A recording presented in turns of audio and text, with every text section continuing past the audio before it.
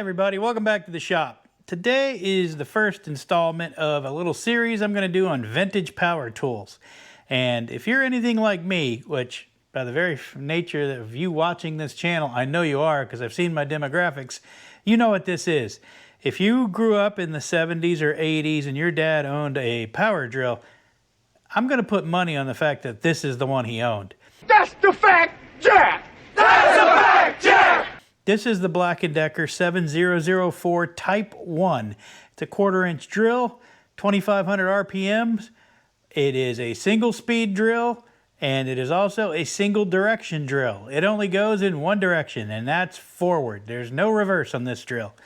This one has a 6-foot cord. Now, I've noticed a lot of the ones I've seen on eBay selling for anywhere from 20 to 70 bucks have a 2-foot cord, which is not a Type 1. I've also noticed that the stickers on those, this one, I think just the heat from using it, the stickers have migrated, and they've migrated in the same direction, kind of down into the front. This one just says Black & Decker, double insulated.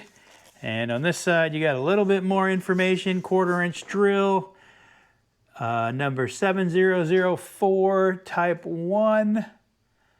And you can barely read it, but it does say RPM 2,500, 2 amps. I'm kind of getting out of the light there. Let me move my light a little closer. But anyway, that's the basics of the drill. It is a survivor. It obviously has not been restored, all original parts, but let's use our Vessel 3-speed powered screwdriver and take this apart, see what it looks like on the inside. So it's got 4 screws in the back. See, 1, 2, 3, 4, and that's all that holds it together. These screws go all the way to the front. This bottom one here, you can see it coming out here. These 2 go into there, and this one just kind of holds the handle together. So let's give that a little twist, and then we can power it out. If you haven't watched my Vessel powered screwdriver video yet, I highly recommend that you do. Most of you didn't, because it's only got about 80 views. I never know what people are going to watch. And I do a video on socket sets, man, the whole world shows up. Or one on a saw that I found at the dump. Heck, that thing got 36,000 views. Hopefully this will get even a small portion of that. Why am I doing this by hand? I got a powered screwdriver.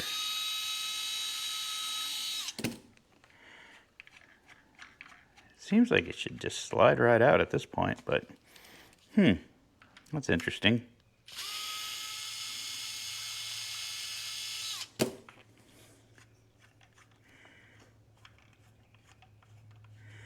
What is it screwing into? There we go. I think the washer was stuck on there. Let's hope these come out a little easier. So remember, these screwdrivers, you can use them as manual, so you want to use them just to kind of break it open a little. See, these just slide right out. I have taken this apart before, so there's not going to be any surprises in here. Unfortunately, I forgot to hit record, or my SIM card was bad because it did not record. All right, so this comes apart.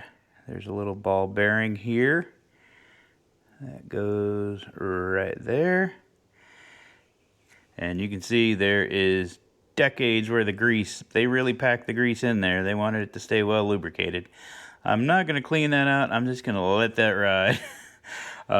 You can take all that out. You have to, in order to get you have to take the chuck out, and I'm not going to do that right now. That is just a little too in-depth, but yeah, there is the powertrain, I guess you'd call it. There's the spindle. This mates right up into here, and as you can see, that is what meshes with the gear that turns the chuck. So I think this actually goes there. Yep. Well, anyway, that is the business end of the tool. So here we go. Wish me luck. There, they popped out. So there's your armature, pretty standard.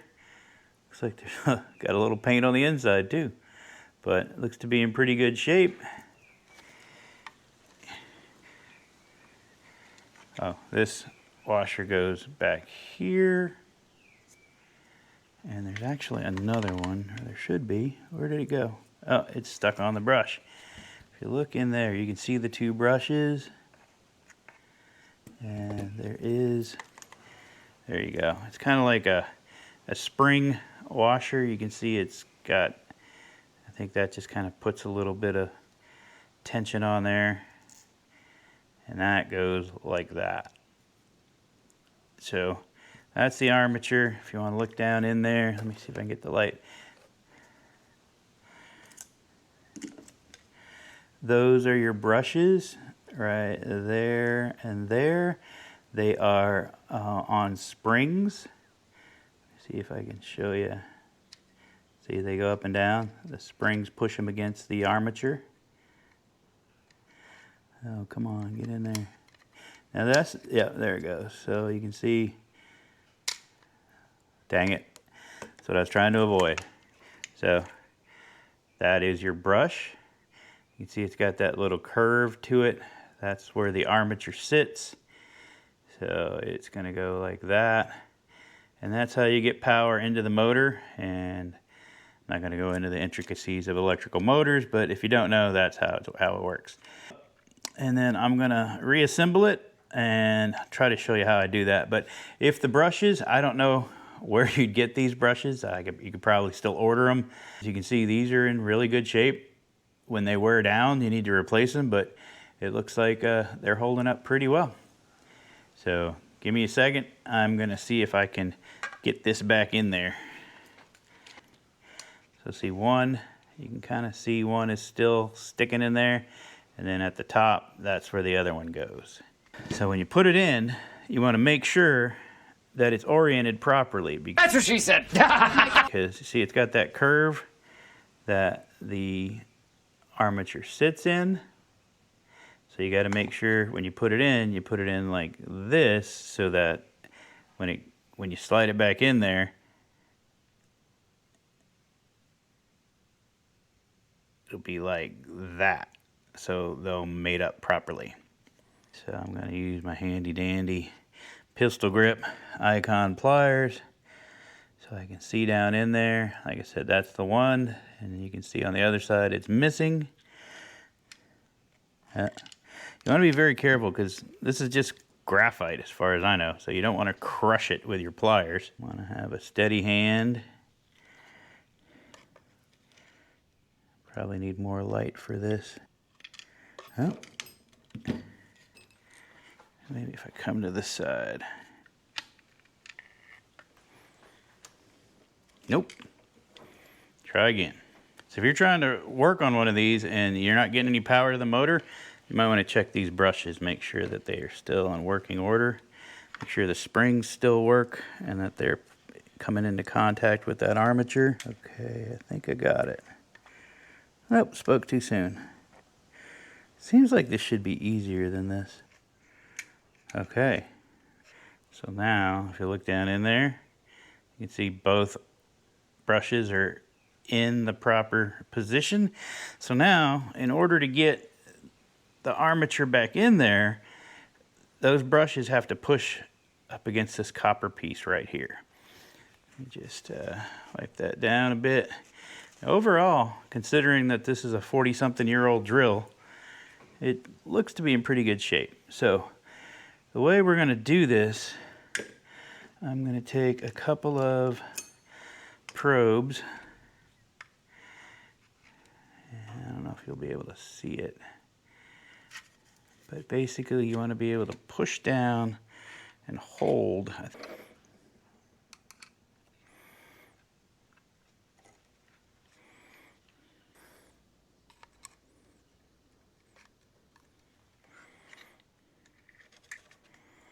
Okay, I've got the springs held tight. I'm going to try to get the armature in there. Did it work?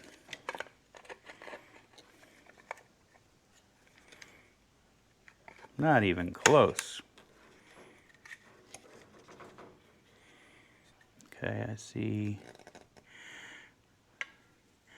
this brush is not properly lined up. Let's see if I can get it. When I pushed it in there, it knocked the holder out. Okay, so that one's in position. Nope, there's that other brush down there. So we're going to try this one more time. Unfortunately, well, let's try this. Maybe this way will work. Maybe it won't.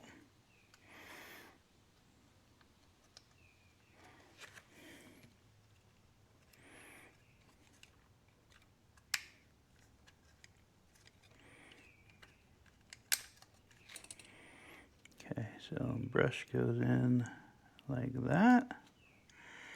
Now we got to get this piece back in there.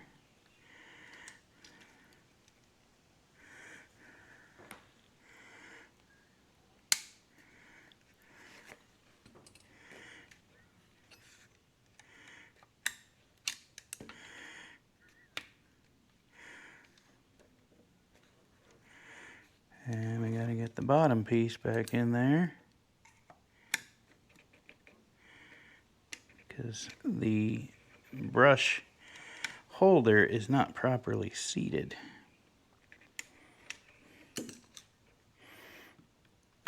There we go. So now both brushes are in.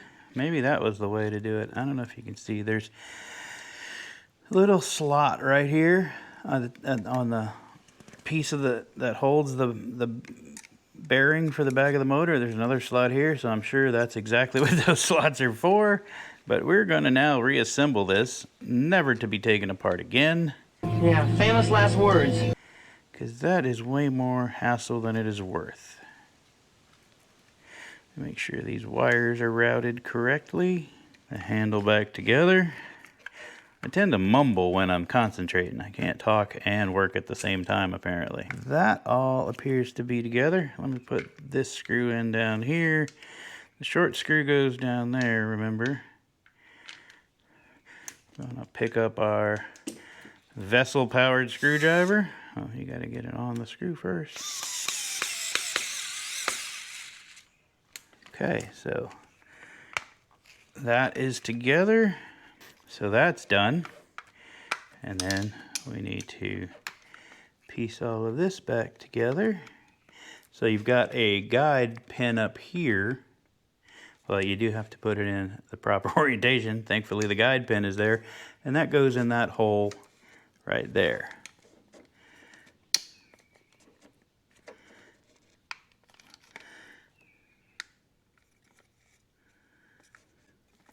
Want to make sure everything's lined up correctly. Guide pin is in. We place the chuck back on. Why are these not lining up? I don't want to mess this up. Just like that. Now our wires are out of the way. Oh, and there we go. It goes back together. So the long screw goes right here in the middle one. It should just slide right in. There we go. Back to, we're going to use the old vessel again.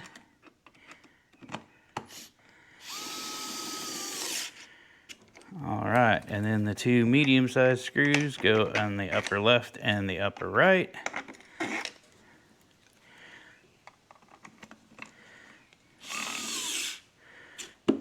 Remember, you can use this as a manual just to get the right torque on there. And then this one goes here.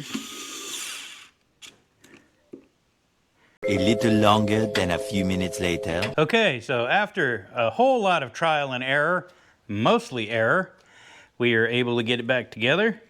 And watch this.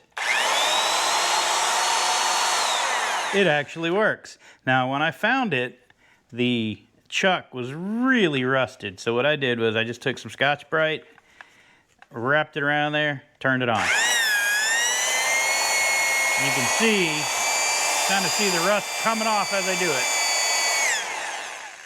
And that pretty much got most of the rust off of there. I'm gonna oil that, so hopefully we can keep that from happening again.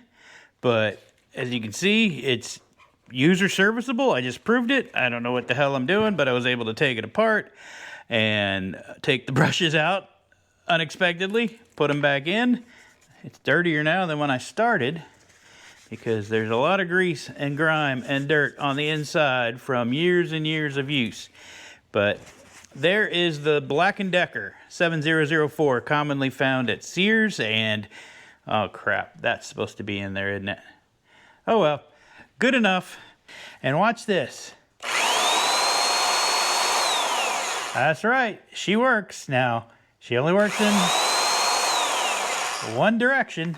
Where are you from, One Direction? And strangely enough, there's a toggle switch down here, but guess what that is? When you push the trigger, for some reason, you can lock it, I guess, if you want to mix paint or something, but it will lock in place and you can just...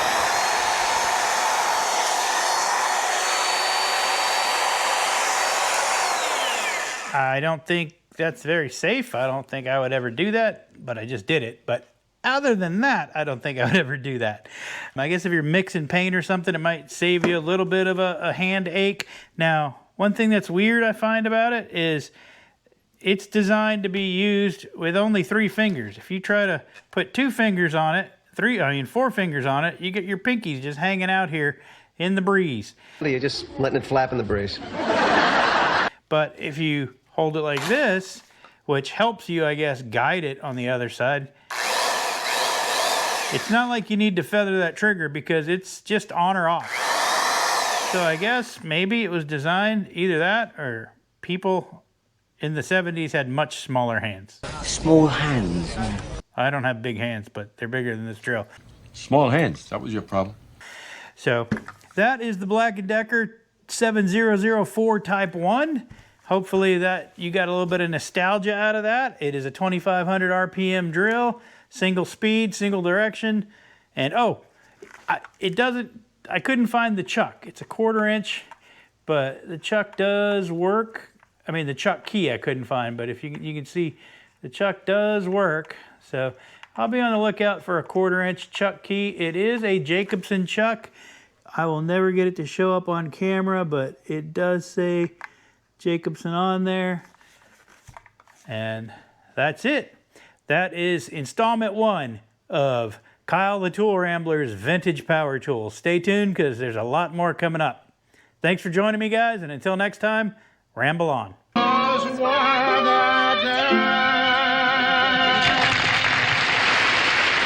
Oh, P.S., just so you know, I did go back in and put that spring washer in. I just can't stand having anything that's not complete. So, we can all sleep now. Carry on. Or should I say ramble on.